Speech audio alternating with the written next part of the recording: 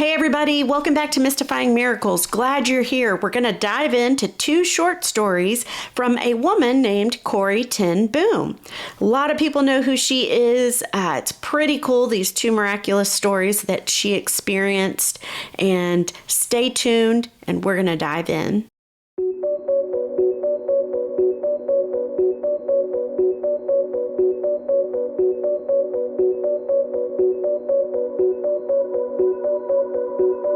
Now, Corrie Ten Boom, most people have heard that name, but just a quick rundown of a background about her.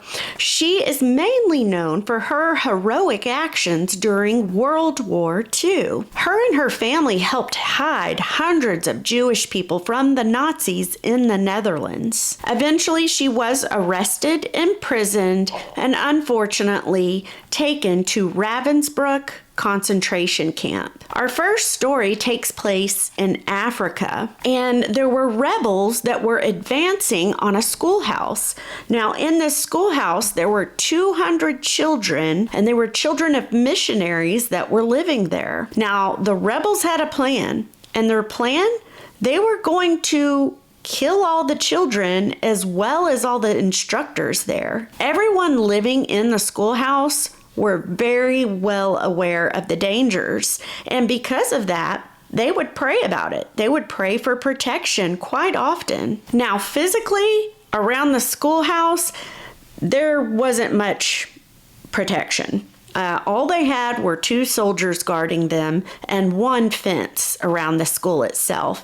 That was it. Now, meanwhile, the rebels, and these rebels, there's hundreds of them, hundreds of these soldier rebels, and they're advancing ever so near to the schoolhouse. Once they get close up, though, something crazy happens. They turn around and run. They just run away.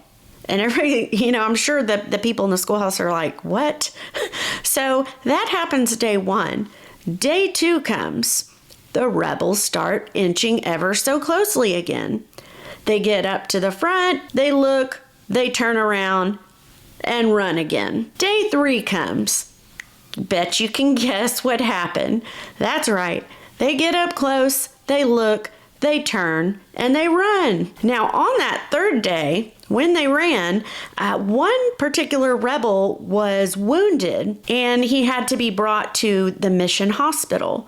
Well, the doctor that was treating his wounds, and he was like bandaging him up, he flat out asked the rebel soldier, he asked him, why did you not break into the school as you had planned? And the soldier, he answered back, quote, we could not do it. We saw hundreds of soldiers in white uniforms, and we became scared, end quote. Now, a little side note about this story. Soldiers in Africa, they do not wear white. So it can't be blamed upon that. Oh, maybe it's just African soldiers. Nope, because that's not what they wore. Many people believe that it was an army of angels since they were dressed in white. No one else could see them. It was a very supernatural protection and quite awesome. Now, the second story is a little bit, just a tad longer, but it was taking place at Ravensbruck Concentration Camp the day that Corrie arrived there. So Corrie and the line of all the other women that had just gotten there, they were outside the building, all in line. They had to be checked in at the table, and that's where they had to strip down. No possessions were allowed, that kind of thing. Not only that, but, they take away everything, strip them down, but they also check their hair for lice, because if they had the lice, they then pretty much got their head shaved. Corrie and this other woman named Betsie, they were in line, they were friends, and they were getting up to the table where all this was going on when Corrie asks to use the restroom. She was directed to a shower room nearby, which she went in. Betsie followed because they were like 2 peas in a pod. They stuck close together. They get in the shower room, and of course, they don't have a toilet. It was just a hole in the ground in the shower room. But they did their business. And while they're in this shower room, Corrie has a sudden thought occur in her mind. And she tells Betsie to quickly take off her woolen underwear. And Corrie does the same. She takes hers off. So Betsie, she don't know what's going on. She just does it, gives it to Corrie. Corrie wads them up together along with her little Bible that she always carried. And she placed them in the corner of the shower room. Now, Corrie says that in the corner of that shower room, like, cockroaches were everywhere, just running all over the place, but Corrie said she wasn't worried about that. I mean, I'm sure she had seen much worse at this point, so, it probably wouldn't scare me either if I was in her place. But she sets the things down there, the underwears and the Bible. When she did it, she felt happy and relieved, Corrie said. And she looked over at Betsie, who's right there, and she tells her, "The Lord is busy answering our prayers, Betsie." And she's kind of having to whisper it, of course. She can't be loud.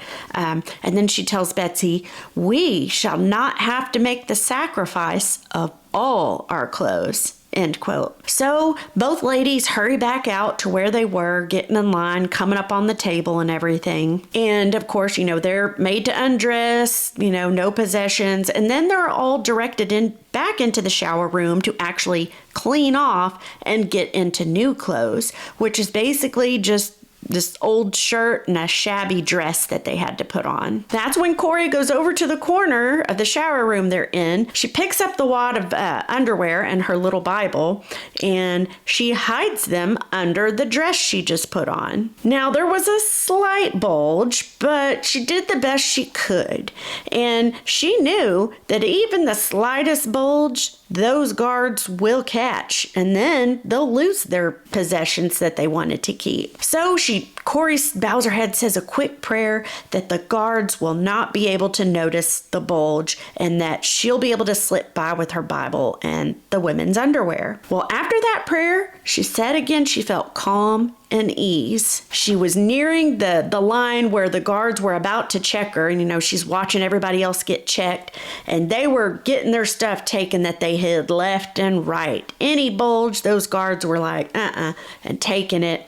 And so, but Corrie, she was quite confident. In fact, they finally get to the woman that's right in front of Corrie, and they find that that woman hid like some sort of a woolen vest under her dress. Of course, they saw the bulge. They took that. Then, they're supposed to come to Corrie next, but they pass right over her. They don't even look at her. It's like they didn't even see her. Betsie was right behind Corrie, and they did search Betsie. They, looked her over for any bulges, anything like that. But of course, she had given her underwear to Corrie. Remember, they were under Corrie's dress. So Corrie's prayer absolutely worked. But there was another danger just outside, because there was a second round of people checking for, I guess, items that were hidden.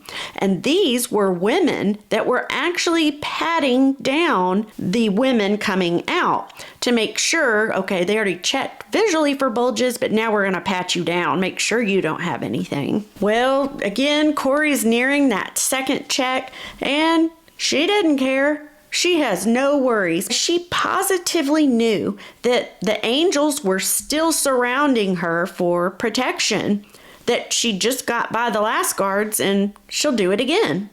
She just knew it. And once those women got up to Corrie, they sure as heck did. They passed right by her without a care, without a look, without a pat down. She got by with both of the ladies' underwear and her small Bible without them ever having been found. Now, Corrie says she wasn't shocked by this because she knows her God and she knows her prayer, right? And that he listens, and he had been protecting her this whole time. This quote, she kind of cried this within herself because, you can't do it there at a concentration camp, but she cried within herself and she said, "O Lord, if thou dost so answer prayer, I can face even Ravensbruck unafraid." End quote. How cool is that? I mean, that's just amazing. And that's just two little short ones from Corrie. But she's written, I know, several books. I have one of them, but I'd be interested in reading a few more. Let me know what you thought of these stories. Some of you may have heard them before if you know Corrie Ten Boom's books and her testimony. So let me know your thoughts. I thank you so much for watching. I hope these stories just touched you, got you thinking, or at least made you smile for the day. I'm going to see you guys for the next one.